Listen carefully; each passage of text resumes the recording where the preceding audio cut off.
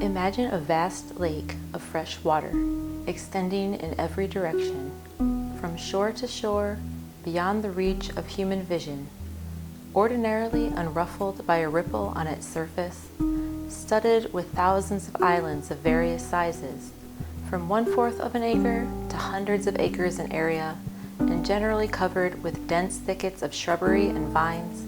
Lilies and other aquatic flowers of every variety and hue are seen on every side, in pleasant contrast to the sawgrass, and, as you draw near to an island, the beauty of the scene is increased by the rich foliage and blooming flowers of the wild myrtle and the honeysuckle. The profound and wild solitude of the place, the solemn silence that pervades it, add to awakened and excited curiosity feelings bordering on awe. So let's drain this bitch. Hello, welcome to Rachel Paints Poorly. My name is Rachel and I paint poorly. Today we are journeying to Southwest Florida to Everglades National Park. All joking aside, Buckingham Smith really did want to drain the Everglades, and he wasn't the only one. In their defense, humans altering the Glades environment for their benefit was nothing new, going all the way back to the first Glades peoples. In 1989, graduate student Michael Russo found evidence of early humans on Horse Island, dating to the late Archaic period, which is incidentally also about the time scientists believe the Everglades began forming. Russo's discovery was groundbreaking, for it indicated that not all of the continent's archaic peoples were nomadic, as was previously thought. Attracted by the year-round availability of seafood, the people of Horse Island established a permanent settlement that lasted for centuries. They left behind wooden posts from their homes and huge shell mounds used for burials and rituals. By the 16th century, the people of Horse Island were gone, and the Calusa controlled southwest Florida. They too built shell mounds, including the 150-acre island of Choctaslaki, as well as seawalls, jetties, weirs, fish traps, reservoirs, and canals for canoe routes to hunting grounds. They also burned prairies to attract deer and cut down cypress trees to make canoes. While all this is very well and good, burning the prairies and even creating a shell island are a far cry from Smith's proposal, which, as you will recall, involved draining the entire Everglades and converting the land for human habitation. Well, white human habitation. This had been a long time coming, as it took white people quite a while before they were able to access South Florida. After Christopher Columbus sailed the ocean blue in 1492, the Spanish quickly began moving into the New World for glory, God, and gold, not necessarily in that order. Juan Ponce de Leon was one such Spaniard, a member of Columbus's second expedition and the first governor of Puerto Rico, and also the first white person in Florida, arriving in 1513. In true white person fashion, however, he mistook the peninsula for another Caribbean island and named it Florida. After claiming the land for Spain, the Spanish were driven into the sea by the Calusa. Twice.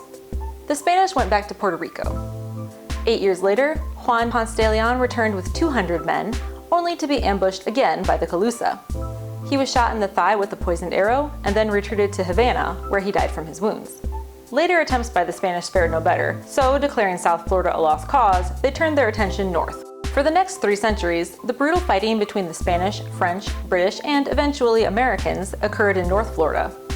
When Spain ceded Florida to the British in 1763, the 80 remaining families of the Calusa left for Havana. As the last of the Calusa were leaving South Florida, a new group of people, the Seminole and the Miccosukee, were moving into North Florida after splitting from the Creek Confederation. It wasn't long before they began clashing with white Americans in Georgia and Alabama over cattle and escaped slaves.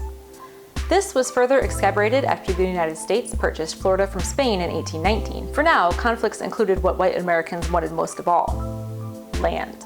Unfortunately for them, the Seminoles found out the hard way what happens to native tribes who occupied land desired by the Americans. 4,000 people were forced out of North Florida into Central Florida, not quite to the sawgrass area of the Everglades, but to 4 million soft, marshy acres nonetheless. The land was considered agriculturally worthless, and the starving Seminoles resorted to stealing cattle from whites, who, for their part, had started capturing black slaves from the Seminoles. The solution, according to President Andrew Jackson, was to remove the Seminoles from Florida and relocate them to reservations out west. This time, however, there was resistance. The Second Seminole War lasted from 1835 to 1842 and cost the government between $40 and $50 million, the lives of 2,000 United States soldiers, and the lives of hundreds of Seminole men, women, and children. At its conclusion, the Seminole had never surrendered, and 300 remained in Big Cypress Swamp. After the Third Seminole War in 1855, that number would dwindle to 100 or so Seminoles who remained in the Everglades.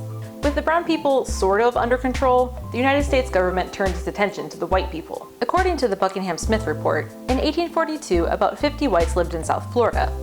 Due to the Seminole War effort, the area now had roads and bridges, plus military posts at Fort Myers, Fort Lauderdale, and Fort Dallas, now more commonly known as Miami. To encourage white Americans to take advantage and settle in South Florida, Congress passed the Armed Occupation Act of 1842, which granted 160 acres plus 1 year's worth of rations to homesteaders willing to settle and cultivate 5 acres or more for a period of 5 years. In theory, Florida and agriculture were a match made in heaven. Florida has rain, sun, and warmth in abundance. What's more, the land beneath the Everglades was rich and organic, up to 20 feet deep in some areas. The problem, however, was that none of these advantages could be availed upon because the Everglades was just too wet. In order for the land to be fit for agricultural use, the water would have to go. It didn't occur to anyone to just leave it alone. This was the era, after all, of manifest destiny. And to aid the rapidly growing nation in its conversion of wilderness into civilization was the United States Army Corps of Engineers. Initially begun as an engineering regiment building fortifications at Bunker Hill, the Corps now ran the academy at West Point and was used by the federal government to survey the West, build lighthouses and the First National Road, and to improve rivers and harbors for navigation. After Florida became the 27th state in 1845, the Florida legislature wasted no time urging Congress to, quote, survey the land for reclamation, end quote.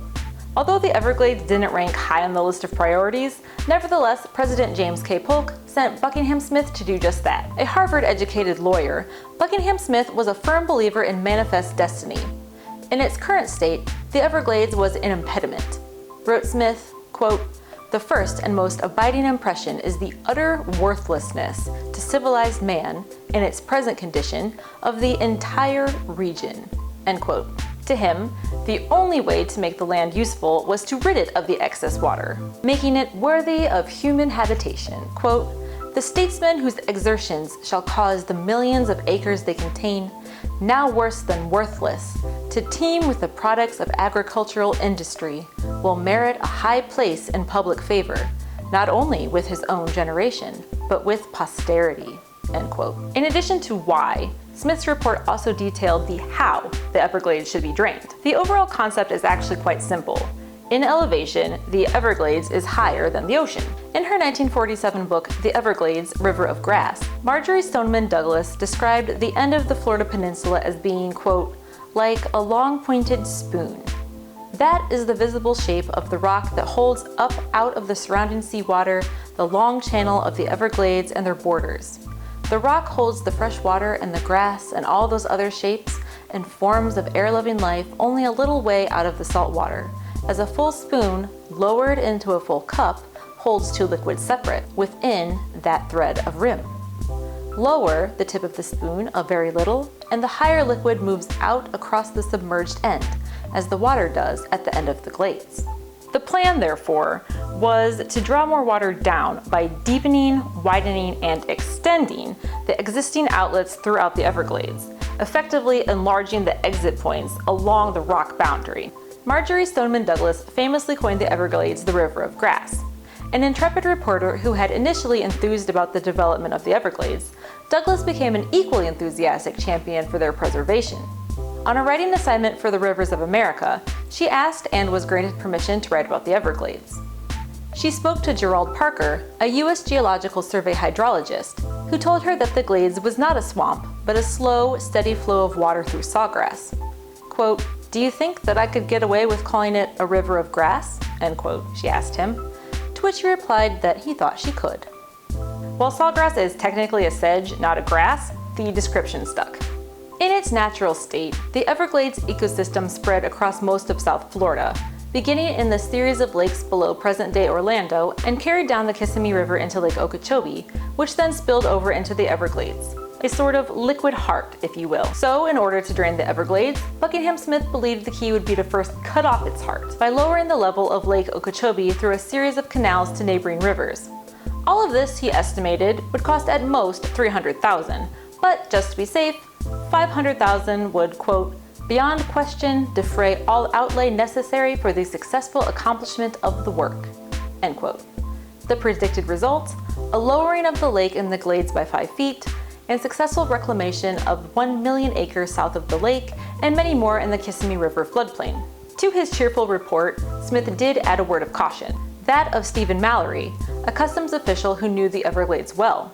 Quote, "My own impression is that large tracts of the Glades are fully as low as the adjoining sea and can never be drained.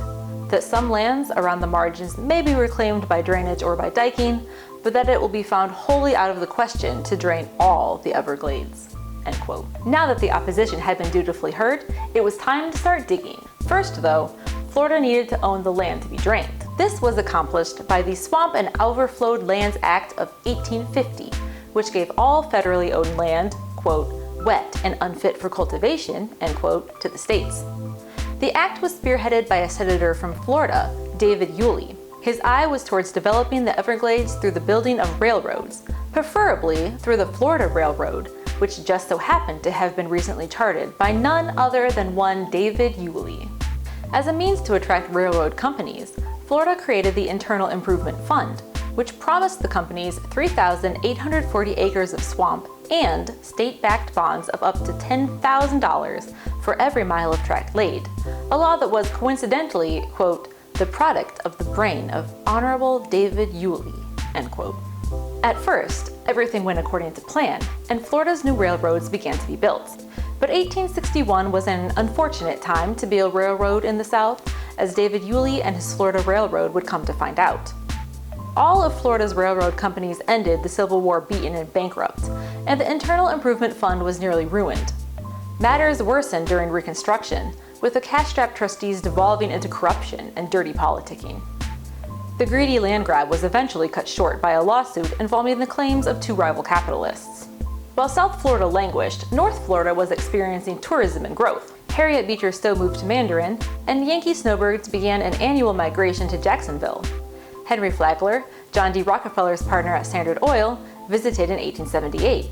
And David Yulee built a luxury hotel in Fernandina, which dubbed itself the Newport of the South. Despite all this newfound activity up north, South Florida's 1880 census only counted 257 white residents. But all of that was about to change.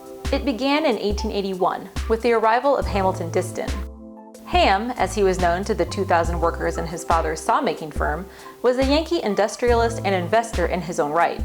He had volunteered in the Union Army and could trace his ancestry to the French nobleman of the Disney clan. Ham saw the Everglades as an opportunity to do something both interesting and fun. In January of 1881, he came to an agreement with Florida's Governor William Bloxham and the Internal Improvement Fund. Ham would drain up to 12 million acres of the Everglades in exchange for half the swamp and overflowed land he successfully converted.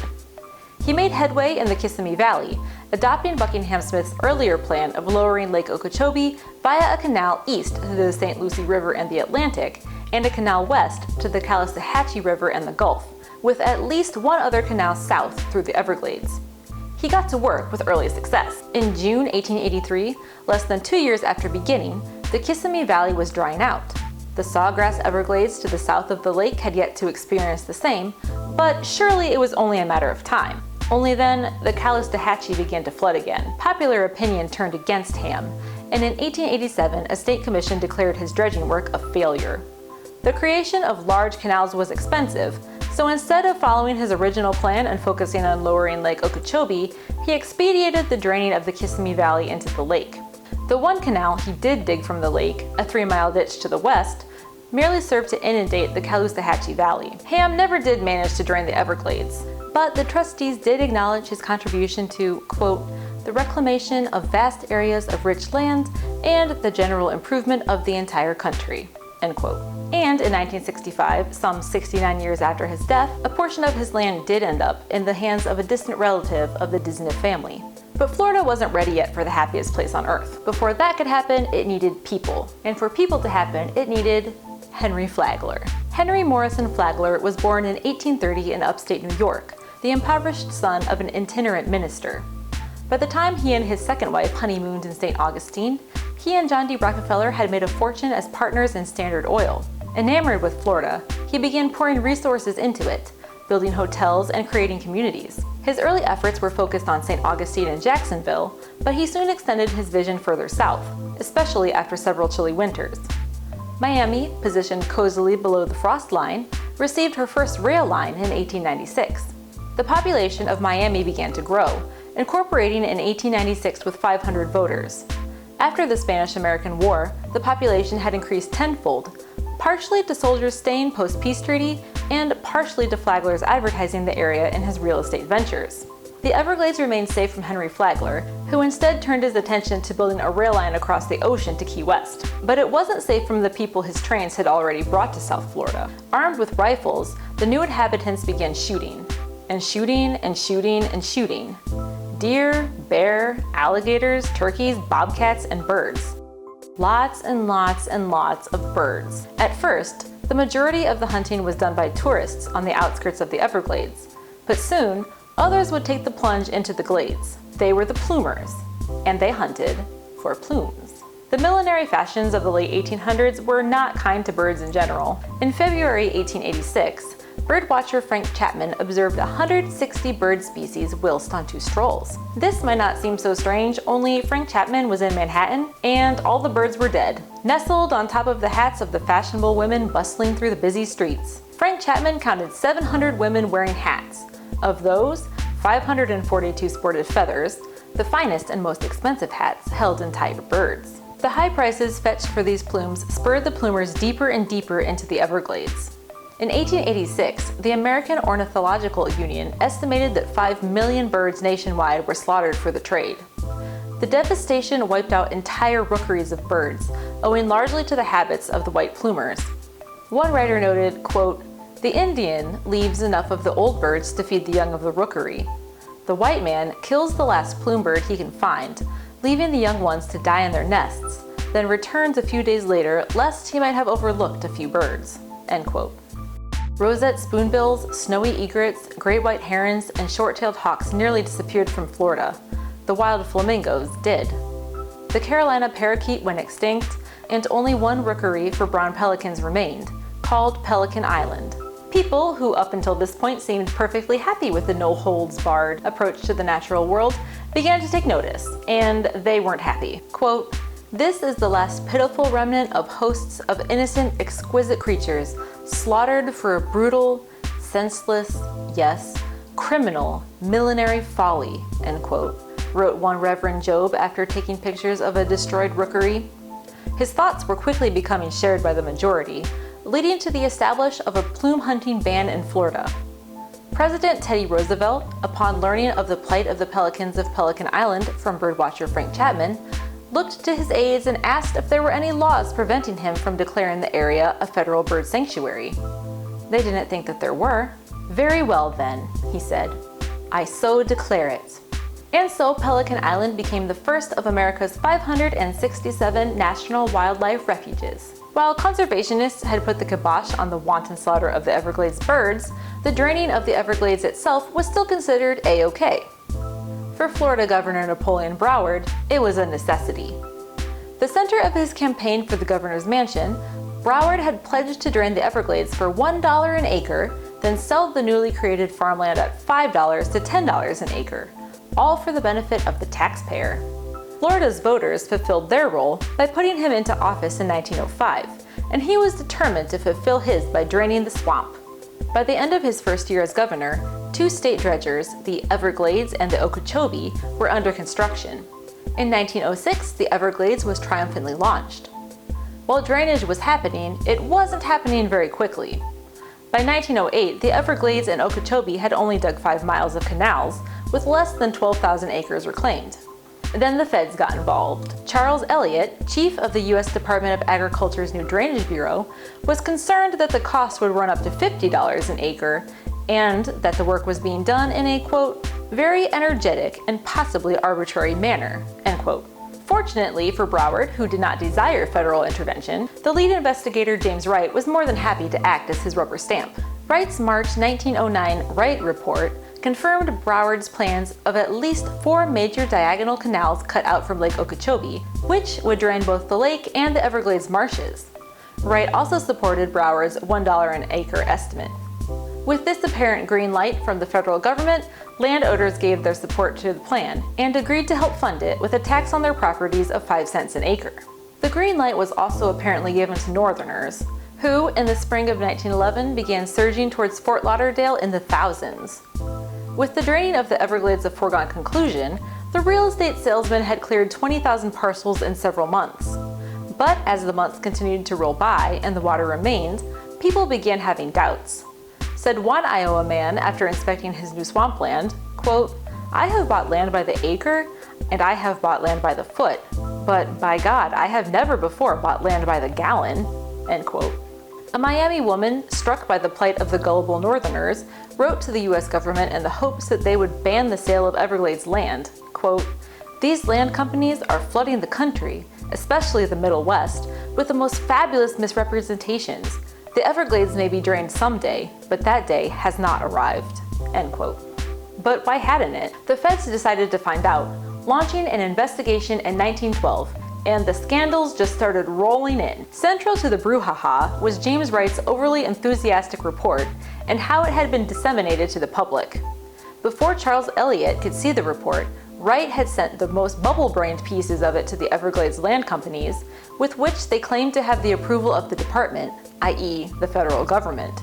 This wouldn't have been the worst thing in the world if the report had been accurate, but the investigation was revealed that Wright was, quote, "completely ignorant as an engineer," end quote. Adding insult to injury, Wright admitted to taking bribes for previous work in North Carolina, amounting to 20 times his annual government salary. While they couldn't prove that he had been bribed over his Everglades report, they could prove that his Everglades report was bad. So bad, in fact, that it called for a new plan. This came, and though progress was slow and expensive, people began to trickle in. They would change the landscape forever, most notably in the conversion of an area along the lower rim of Lake Okeechobee known as the Pondapple Belt into farmland. Quote, "I was grieved at the loss of much of the natural beauty of the original growth of trees and shrubs that were here 2 years ago," warned one writer. "I thought it a great mistake not to keep at least 100 acres of this virgin vegetation reserved by the state, so the present and future generation should have the opportunity of admiring the original beauty of the lake and lake shore prior to the advent of the white man," end quote. Florida's conservationists hadn't been able to save the Pondapple Belt, but they were able to secure Paradise Key. Located in the middle of sawgrass, Paradise Key was an island hammock strung with Spanish moss, studded with orchids, and resplendent with a stand of royal palms, the largest in America. Naturalist Charles Torrey Simpson breathed, quote, "Their smooth white stems appeared everywhere, and one could look up, up, up away into the intensely blue sky where their glorious crowns were tossing the sea breeze," end quote. Like the Pondapple Belt, Paradise Key found itself in the way of progress, and the new road connecting Homestead to Flamingo that sliced right through it signaled it was likely to suffer the same sad fate. This time, though, the conservationists came to its defense, and not just any conservationists. These conservationists were women. Edith Gifford and Mary Monroe, the wives of the founder of Conservation Magazine and a nature writer, respectively, convinced the Florida Federation of Women's Clubs to begin the fight for Paradise Key's preservation. Mary Kennon Flagler, Henry's widow, pledged her late husband's land around Paradise Key for a state park. But it was May Mann Jennings, the wife of a former governor, who successfully led the charge of lobbying the legislature for the park's approval. In November 1916, Mrs. Jennings dedicated Royal Palm State Park's 4,000 acres, quote, "to the people of Florida and their children forever," end quote. Today, Royal Palm is the gateway to Everglades National Park, welcoming millions of visitors annually to the Everglades via Anhinga Trail, Gumbo Limbo Trail, and the Royal Palm Visitor Center. The road, once a foreboding omen, now ushers visitors through the park down to Flamingo, the furthest point south in the continental United States. Royal Palm State Park also set a crucial precedent that the state of Florida could give land away for reasons other than progress and profit. This was auspicious timing because things were heating up in Miami and the Gold Coast was about to be poppin'. The 1920s roared into South Florida, following Henry Flagler's railroad and the new Dixie Highway. The population of Fort Lauderdale tripled, West Palm Beach's quadrupled, and Miami's quintupled. Boom towns started cropping up, with names like Boca Raton, Hollywood and Coral Gables. The real estate market was out of control, with Miami at its pulsing heart. In 1920, the city had one skyscraper. 5 years later, it had 30 under construction, to go along with its pre-existing 974 platted subdivisions and 49 land offices, all working out of a single block. And the growth continued to spread. To the south, property in the newly planned Coral Gables sold for $150 million. To the north, pine flatwoods and tomato farms became the $40 million city of Hollywood. The push spilled over to the Everglades in the west as well, with the founding of Hialeah, Miami Springs, and Opelika. Further north, the Pennsylvania Sugar Company established the sugar industry in the Everglades, and the Tamiami Trail cut through it, connecting Fort Myers to Miami. South Florida's residents wanted water in the dry season and not too much water in the rainy season, something that the unfinished drainage system was not equipped to provide. Charles Elliott and the Department of Agriculture's Drainage Bureau found themselves under constant attack, with everyone wanting what was best for themselves without a thought for their neighbors. Elliott, for his part, believed their ceaseless complaints proved he was doing his job as a public servant, writing, quote, "A man on one side of the canal wants it raised for his particular use, and a man on the other side wants it lowered for his particular use. It seems to be everybody for himself and the devil for all, and everybody knows more about the drainage work than the board," end quote. Naturally authoritative, Elliott was confident in the work of his department, telling one newspaper that the lands under his control were, quote, "safer from flood or overflow than any other place in the state of Florida I know of," end quote. He was wrong. The night of September 17, 1926, a hurricane with 140-mile-an-hour winds slammed into Miami before heading northwest up to Lake Okeechobee. The wind racked the water, sloshing it around until it ripped through its mud dike, sending the contents of the 730-square-mile lake south into the Everglades. Her inhabitants didn't stand a chance. 400 people died, 40,000 were left homeless. And Florida's real estate bubble burst. To mitigate the negative publicity, Florida's leaders decided to cover up the severity of the situation, going so far as to deter offers of aid and underreport the cost of damages. Officially, Florida's outlook was to remain sunny. One ad stated, quote, "Sure, some lives were lost in the hurricane, but hurricanes only come once in a lifetime," end quote. It was wrong. On September 16, 1928, another hurricane with 140-mile-an-hour winds crashed into Palm Beach. It too went northwest, up to Lake Okeechobee. Again, the mud dike didn't hold up. This time, 2,500 people lost their lives, mostly poor blacks living in low-lying fields, whose shanty houses did little to protect them. The hurricane was the second deadliest natural disaster in American history. The initial reaction of Florida's leaders was much like the first, only this time the damage and the carnage were too great to hide. Amongst the finger-pointing came the general agreement, however, that the Glades would rise again, and those who implied otherwise were met with hostility and anger, especially from the survivors. But something had to be done. Charles Elliott, in defense of himself and his bureau, placed partial blame on the overregulation of the Army Corps of Engineers and the underfunding of the United States government. The rest of the blame was on the act of God. President Herbert Hoover couldn't call on God, but he could call on the corpse. After the 1928 hurricane, the new goal was flood control, and the new Hoover administration set the Army Corps of Engineers about its latest task. For the next 10 years, the Corps labored on Herbert Hoover Dike, a 4-story high behemoth with a concrete base larger than a football field is wide, and a $20 million price tag. Even in the depths of the Depression, the dike encouraged Americans to come to Florida and farm in its shadow. But damming and drainage had consequences, and the Everglades was drying up and blowing away. As her soil level continued to fall, so did her water table, allowing for the steady encroachment of salt water further inland.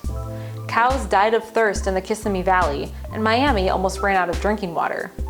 Non-native plants took advantage of the lowered water levels and began spreading prolifically. And then came the fires. In 1939, 1 million acres of the Everglades burned, and school children in Miami were forced to cover their faces with wet handkerchiefs to avoid choking on the pungent smoke.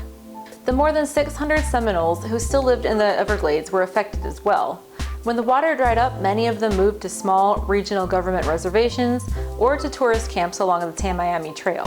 As Marjory Stoneman Douglas noted, quote, "It had evidently not occurred to Governor Bloxham or Mr. Diston, or the later trustees, that the problem was not one of getting the fund out of bankruptcy or developing the country, but one based entirely on a scientific and thorough study of the Everglades themselves. In all those years of talk and excitement about drainage, the only argument was a schoolboy's logic. The drainage of the Everglades would be a great thing.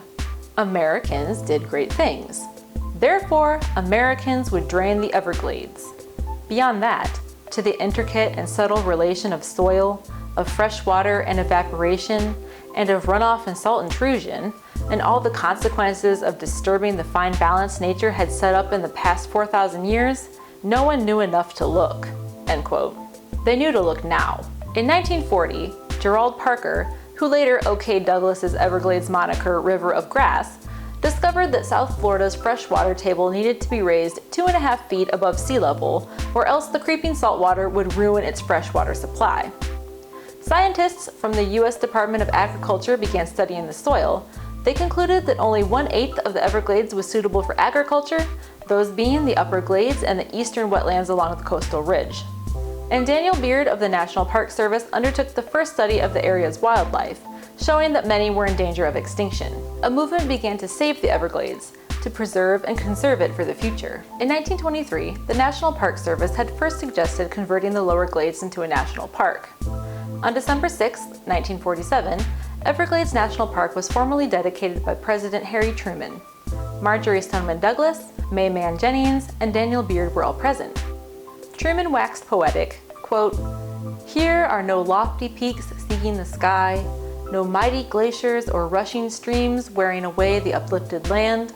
Here is land, tranquil in its quiet beauty, serving not as the source of water but as the last receiver of it.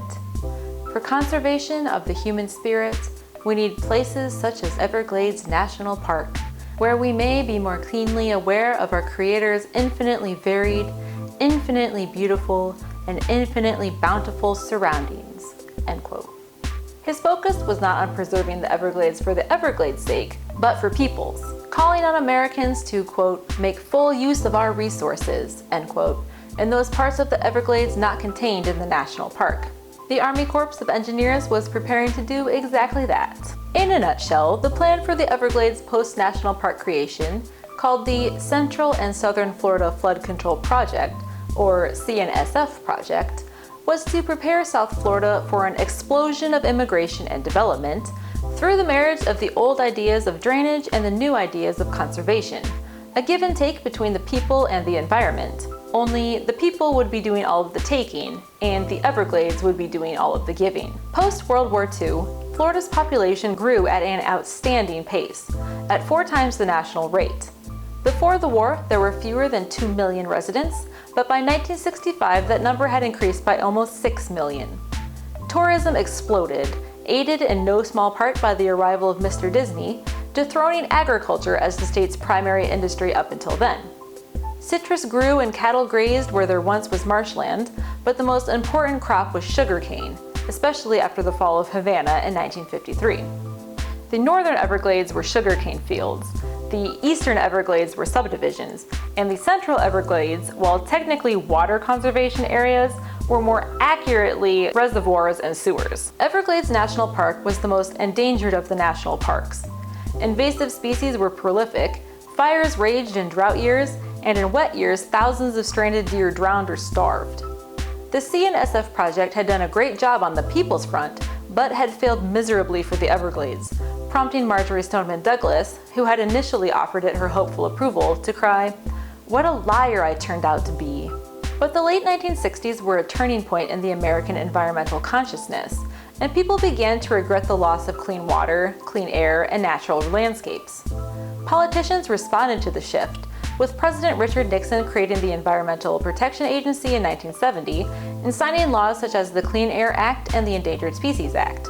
Caught in the crosshairs of the new movement was the Army Corps of Engineers, who were still enthusiastically pushing for more man-made improvements ranging from Alaska to Louisiana.